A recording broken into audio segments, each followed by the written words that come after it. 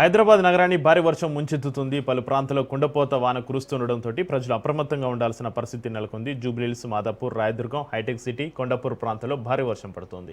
Gachibowli, Panjagutta, Ameerpet, SR Nagar, Kukatpally ప్రాంతాల్లోనూ జోరువాన కొనసాగుతుంది. ఇక భారీ వర్షాల నేపథ్యంలో లోతట్టు ప్రాంతాల ప్రజలు జాగ్రత్తగా ఉండాలని అధికారులు సూచిస్తున్నారు. వర్షాల పరిస్థితిపైన జీహెచ్ఎంసీ సిబ్బంది పర్యవేక్షిస్తున్నారు.